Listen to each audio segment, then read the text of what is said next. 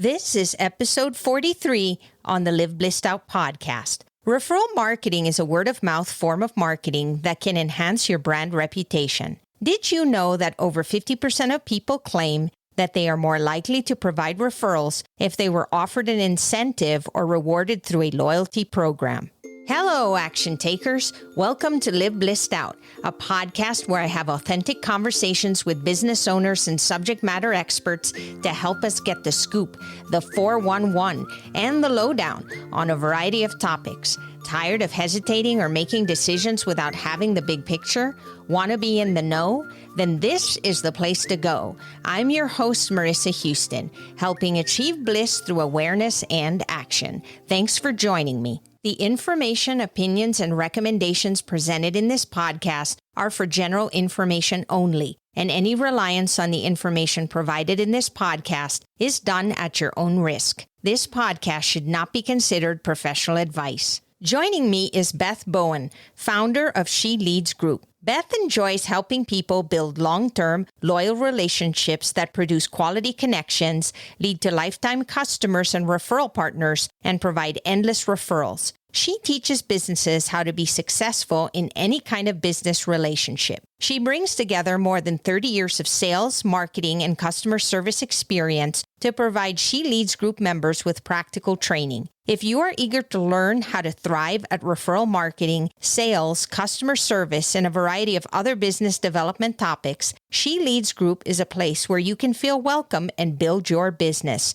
To learn more, visit SHELeadsGroup.com. To download your free guide on the top 10 tips for turning referral partners into your best performing marketing method, visit SHELeadsGroup.com/live blissed out. Searching for a minimal, versatile handheld tripod? Look no further. SwitchPod works with any camera from a phone to a DSLR and simplifies video making. SwitchPod is lightweight, compact, and nearly indestructible. It will save you time between shots so you can focus more on shooting and less on messing with your gear. Just head over to the Partners tab at liveblисsedout.com and click on the SwitchPod link to let them know I sent you and help support the show.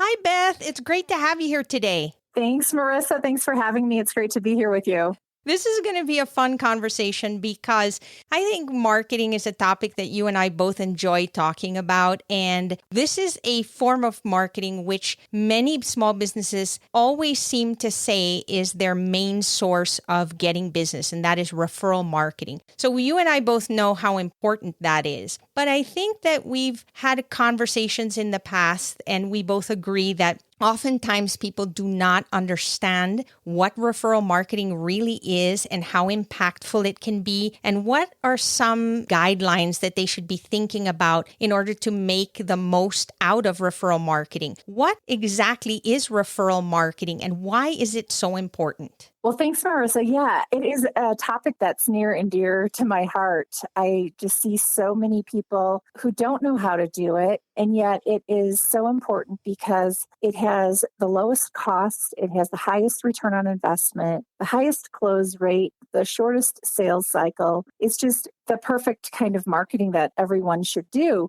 And yet I do have people tell me that it doesn't work for them. And my whole thing with that is there must be something that they're not doing correctly if it's not working for them. And so I would love to provide some tips today on how to make it very effective. And referral marketing is basically, it's a method of getting your customers and your professional referral partners to refer to you. Some people call it word of mouth advertising. And it doesn't happen automatically. And these referrals, they can come from your existing customers, they can come from your friends and families. And like I said before, they can come from what some people call strategic alliances or power partners or professional referral partners. And so it's just a very important type of marketing to do. And it should be an actual strategy in their marketing plan. There's all different kinds of tactics with referral marketing. And that's why I say it's a strategy. Referral marketing sounds so natural, right? If somebody likes the service that you provide, then they tell other people, and hopefully that'll lead to a dialogue, which in turn will lead to business. But because it's such a natural process, I think we often forget as small business owners that there should be some sort of consistency and system that we implement. And I find that so many people really don't look at it that way. And as a result, they're not consistent in terms of how they take care of those referrals that they receive. Right. And for most, those referrals happen by chance because they don't have a system. And businesses can influence and increase the amount of referrals they get through having a system. For me, that system really is staying top of mind with my sphere of influence. We all have a sphere of influence, people we know and they know us, and that could be 250 people or more. And if we're not staying in touch with those people and staying top of mind with them, they will not remember us to refer to us. I really believe, too, that to be successful at referral marketing, you really have to take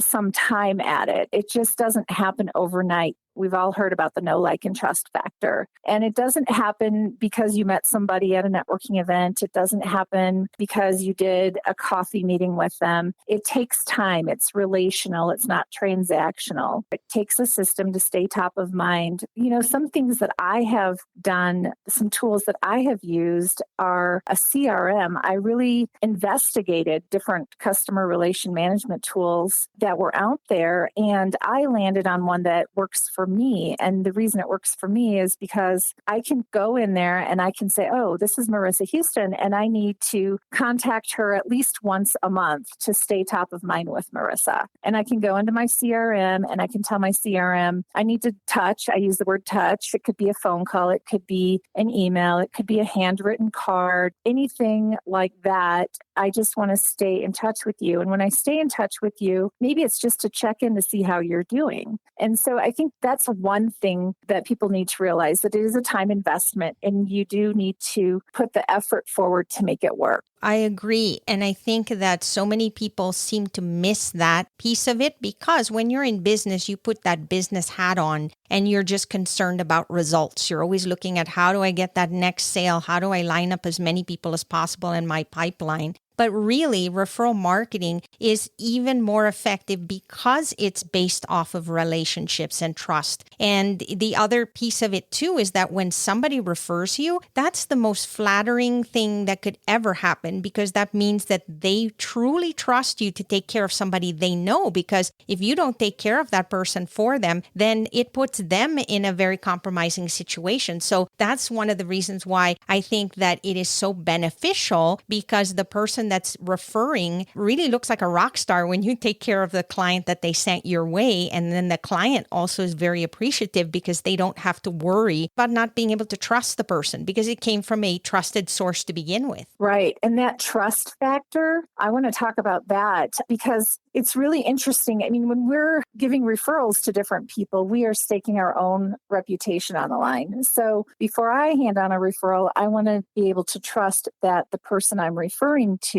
is going to take care of the person I'm referring to them. And that trust can be built in a variety of different ways. And one of the ways that I think is very important, and I don't think a lot of business owners realize this, they're maybe prompt to respond to their customers, and they'll respond same business day to their customers. But I have had the occasion where I've handed out a referral to someone and it's not acknowledged. And I'm like, well, did they get it? Like you, Marissa, I do a really nice email introduction introducing both parties. And before I even would make an email introduction to someone, I'm going to vet them. I'm going to make sure that their website is one that looks reputable. I'm going to look at their online reviews. I'm going to look if they have any complaints lodged against them in the BBB database. You do not need to be a member of the BBB to have someone lodge a complaint against you. And so I really vet those that I provide referrals to. And customer service to your referral partners is so important, because if I get bad customer service from somebody who's looking to potentially get referrals from me, meaning they don't respond to me promptly. Let's just use that as the example. The way they treat me is the way that I think they're going to treat my referrals. Oh, yeah. Yes. And the other thing is a common mistake that businesses will make, or a business owner or someone who's a salesperson might make, is they might say, "Oh, I've been so busy. I'm so sorry. I'm so busy." Well, that is not a good message to send, because you're saying, "I'm too busy to get another customer." If you're saying that in any of your language, "It's been a week. I'm so sorry. I'm so busy." Well, then that's going to make me think that the other person won't respond to my referral timely. So there's some things with our customer service, with our referral partners, when we're talking about professional referral partners, that we definitely need to make sure we're providing a prompt response and that we're treating these referral partners with courtesy and respect, and to use good phone, email, and even if you're using text, use good texting etiquette. And without that, you're going to be hard pressed to get that trust factor going. It doesn't take much to just say, "Thank you so much for the referral. I am going to follow up," or send a message to the person that was being referred and say, "I am going to reach out to you as soon as possible. Thank you so much. I appreciate it." Just any response. It takes seconds to do it, and you can do it anywhere. Even in the middle of a meeting, if you happen to get a message and you don't want to waste any time, you can simply respond or even set an autoresponder. But any which way that you can let the person know that you got the message, that you're on it, and that you're appreciative, that's a great way to set things up for success. Definitely. And there's also the asking your clients and customers for referrals. There's the perfect time to ask. I want to just stress one point here. Sometimes people will say, "Well, I don't have any reviews or testimonials or recommendations." And what I want people to realize is that absence of feedback does not equate satisfaction by your customers or clients. A satisfied customer who you have wowed will be writing you a testimony, writing you a recommendation on LinkedIn. They'll be doing an online review for you. Statistics show that only 4% of people who have a bad experience will actually complain directly to you. And so just because you don't have any negative reviews online does not mean that someone isn't unsatisfied. There's no information, so how do you know either way? I think that we have a natural tendency to want to help other people. And when we know that we received good service, we want to let everybody else know so that when they need those services, they can avail of it. And it just makes you feel good to be able to direct people to businesses that you know are going to care for them in the right way. Right. Sometimes people will say to me, "Well, I don't know how to ask." And there's a perfect time to ask your clients or customers when they're gushing over you and complimenting what a great job you did. That's a great time to ask for a testimonial or a recommendation. Maybe they're giving you results of how you helped them. That's another great time. There's so many segues that our customers and clients give us, but then when they are gushing over us and giving us compliments, they're doing that for us, but we're hesitant to say, "Would you mind putting that in writing? Would you mind giving me a testimonial? Would you do this?" And people love doing that kind of stuff. If they love you and they love working with you, when you ask them to do that for them, they're going to be like, "Oh my gosh, I would love to do that." Yeah. And it's just so easy to ask for those things. And the other thing too is sometimes we can ask for referrals the wrong way. And a lot of people teach it the wrong way. So this is going to go against what a lot of other professionals might say. And I'm going to explain why I disagree with them. So a lot of people will tell you to say, "Do you know anyone else who would be interested in or could use my service?" Or, "Do you know anyone else thinking of buying something like this?" It's a very demanding question. It's very direct. It's very demanding. And what's going to happen when they don't know anyone, it's going to make them feel unsuccessful. And your customers want to feel successful. And so there is a better way to ask someone for a referral. It might sound something like, "I'm really glad you're pleased with my work. I'd really appreciate it if you pass my name along whenever you hear of anyone else who'd be interested in fill in the blank what you do. And then may I leave these extra business cards with you?" I mean, that's a way that they're going to say, "Yes, I'd be happy to do that. I'll take some of your business cards," and they'll pass them out when they do hear of somebody that knows of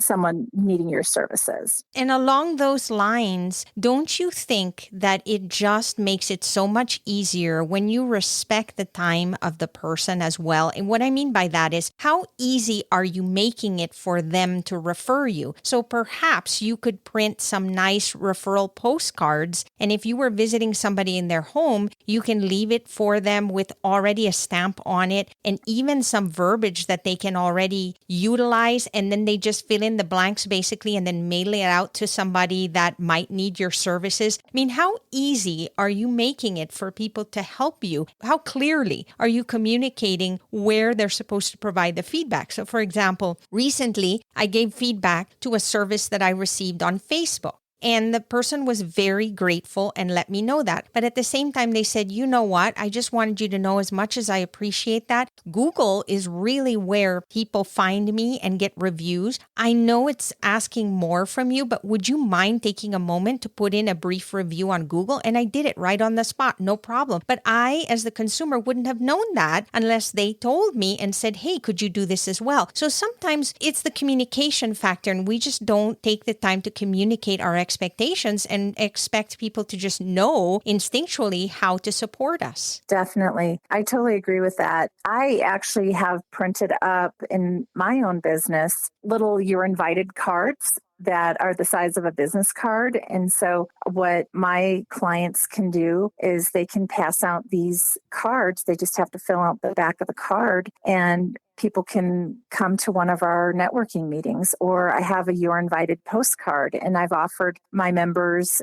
to, if you know someone who you want to invite to this, I'll write it for you. Just send me an email with what you want me to write on the card, and I'll sign it from you. I'll stamp it and I'll put it in the mail for you. So definitely make it easy for your clients and customers to refer to you. There's all different kinds of ways that you can do that.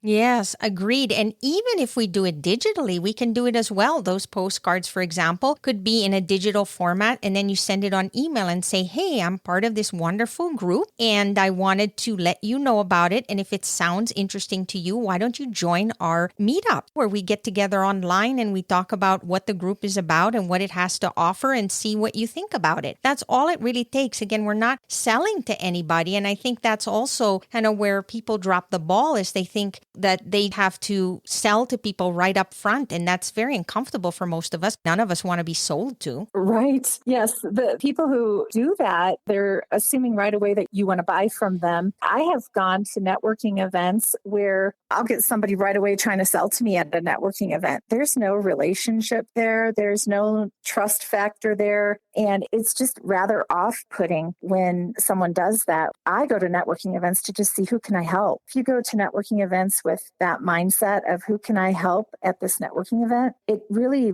makes you stand out from all the other people at that networking event who are trying to sell you something. And so I think there are some reasons why that referral marketing doesn't work. We talked about reputation and online presence already. It's not done consistently, or it's not done right. Another place is the lack of follow-up and follow-through. We do these one-on-one meetings with people, and at that meeting we say, hey, I know somebody that you need to meet, and I'll give you an introduction. And then we write it down and we get back to our office and we don't make that introduction. Then we kind of fall down, and that doesn't help us to build up the trust factor with the other person. And so really following up and following through on what we promise is super important. And that just happened to me recently. I actually had somebody that asked for an introduction, and I did it, and I knew that the other person needed the service and everything. And would you believe they never followed up? Oh my goodness. It was crazy. And I was able to find somebody else, and that somebody else followed up and actually got business out of it. And so I was sitting there going, I don't get it, because the person asked for the introduction.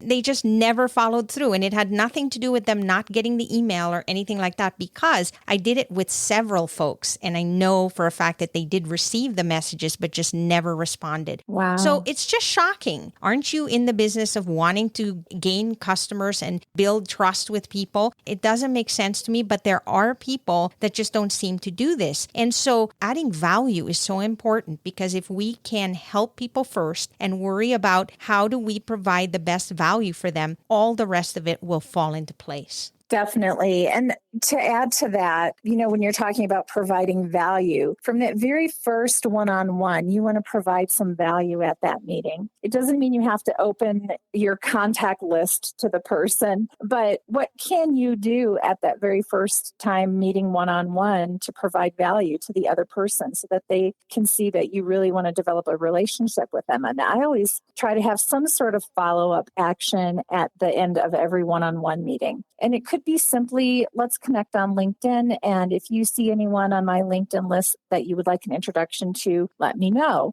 That could be that little piece of value that you provide to someone. Maybe you heard them say they needed some sort of resource for either a personal or a professional challenge they're having, and maybe you have something to offer to them. We're not getting together that very first time to try to sell right away. We're trying to build that relationship, and people love it too when you get to know them personally. If you just go right into selling, it's not going to really develop a strong relationship. And the other thing, too, that occurred to me is one thing that can be such a success when you're trying to build up a relationship with someone to earn their trust for their referrals is to be a great listener. And what that means is you're using all your senses to listen to them. You might be taking some occasional notes. I mean, if you're a person that's like an idea person like myself, it's really hard for me to not blurt out an idea. But if you know you're an interrupter, like the first step to fixing the problem of being an interrupter is to recognize that you have a problem in the first place. Self-awareness.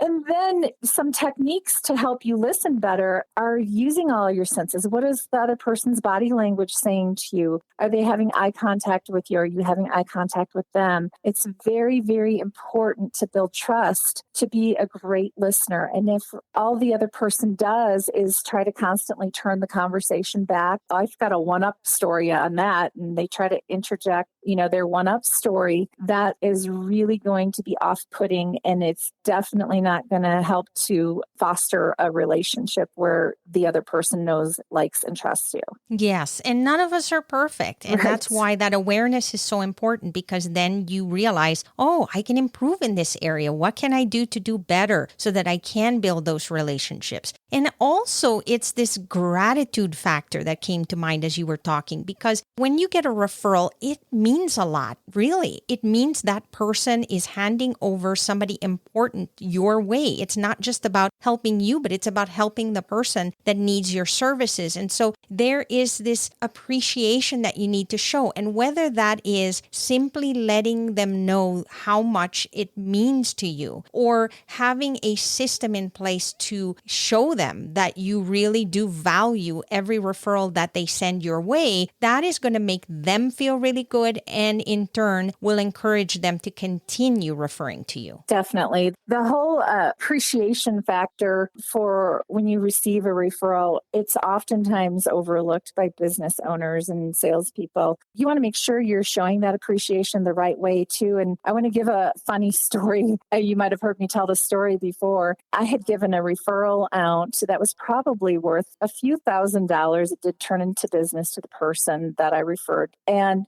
I got a thank you gift in the mail. And at first I was like super excited. Oh, what's this package? And it's from this person I sent a referral to. And I opened it up. There was a really nice card that said, thank you to the referral. It turned into being a great client, da, da, da, da, da. And here's a gift. And the gift was a bag of expired granola. And what if I'm gluten-free? What if I can't eat the granola? What if I have a nut allergy? It's really a huge thing. If you're going to send food or alcohol, you need to make sure that the person you're sending it to will be able to eat it and or drink it. And so I think that's something that a lot of people overlook, is to be thoughtful in the gifts that we give when we do give a gift. And you don't have to always give a gift. Sometimes you can just give a gift because that person sends you so many referrals. And there's someone I send a lot of referrals to, and right around Christmas, I get this card in the mail. And I mean, I don't know how many referrals I send to this person. Someone that he's the only one I know who does what he does, and I know, like, and trust him. And so I send all my referrals for what he does over to him. And he sent me this beautiful card, handwritten card, and a gift card that just blew me away. I was like, it wasn't expected. It wasn't because of one single referral. It was just because he knows I constantly think of him. And it was totally off guard and totally thoughtful. And it was amazing. And of course, that just strengthens my connection with him. Yes, it's the surprise and delight factor. And going back to what you said, it's the thought. If you are showing the person that you know them, that you know what they enjoy and appreciate, and you send them something thoughtful, that is worth its weight. And that doesn't mean that you can't decide as a business owner exactly what your process is and how you want to reward people. But I think just showing them that you gave it a lot of thought and that you're really grateful means a lot. Right, definitely. I mentioned he's the only one I refer that does what he does. And there is some caution, though, in when you have these professional referral partners to only have one, to have an exclusive referral relationship with just one person who does what that person does. If you only give to one, you're only going to get back from one. And so what I teach in my referral marketing workshops is identify who those professional referral partners are for you. Say you're a graphic designer. You probably want referral partners who are marketing consultants, business consultants, and things of that nature. So each referral partner is a bucket. So if I'm a graphic designer and I want to know marketing consultants are in one bucket. Business consultants are in another bucket. So I put these different referral partner types and I label my buckets. And then I want 2 to 3 in each of those buckets. They might have a special industry niche that they are particularly good at. They're not the Mercedes, but they're definitely quality work. But if you're on more of a budget, then there's this one. And then there's the Mercedes with all the bells and whistles, and you get what you pay for. So if you want the very, very best, the greatest, and the most expertise, you're going to buy this Mercedes person over here. So I try to have like 2 or 3 people in each of those referral buckets. And this gentleman that I referred to previously, the only reason I only have one in my bucket for his business category is because he's the only one I know right now that I know, like, and trust. Yes, and that's a great recommendation, Beth, because we're dealing with small businesses too. And oftentimes it's solopreneurs even. And so what happens if they happen to not be available? Or there's also personality that we have to take into account. And so when we're trying to connect one person to the other, we might look at that and say, okay, what do they specialize in? How do I feel this person's going to get along with this person? Take all those things into account, and you are able to then share the referrals across the board there so that you might refer to one time and another person another, depending on the fit. So it's always good to have, like you said, several options for each industry so that you're always able to help different people and provide resources that are a good fit. I just think there's a huge amount of value if you have somebody asking, do you know of a fill in the blank, right? And I know 3 or 4 of them. And I ask that person a little bit more about what they're looking for and what their goals and objectives are to being connected to someone. And then I can make a good recommendation of a couple of people. Well, I know 2 people who can help you with that. Here's this person and here's that person. And I'm happy to give you an email introduction to both. And then you choose who you think you would work best with. And people appreciate having a choice. Customers love having a choice. If you can give a customer a choice between this or that, they feel in control, and it's more likely that they will have received the successful referral from you because you gave them a choice between this person or that person. And so I think it's really important to not put all your eggs in one basket and solely or exclusively refer to just one person. Because if I'm that graphic designer and I'm only referring to one marketing consultant, I'm only ever going to get back from one marketing consultant, because a lot of times these professional referral partnerships are reciprocal. And so it's really important to have relationships going with a few of very good ones. I think that there's always opportunity for so many people. We all have our talents and our areas of expertise, and we're all different. And that's what we bring to the table. And so I'm just looking for people that I can trust, that I know are going to be good sources for the people that I send their way. And if they can take care of them and make me feel comfortable that I made the right choice, that I connected the right person, then I'm I'm super happy with that. Definitely. Totally agree. This has been amazing. I learned so much as usual. No surprise. So how do people get a hold of you, Beth? Share some information about how they can reach you if they have any questions or just want to reach out. Sure. So as Live Blissed Out podcast listeners, you can actually download my 10 tips to being successful at referral marketing. And I have a special URL for you listeners. It's S.H.E Leads Group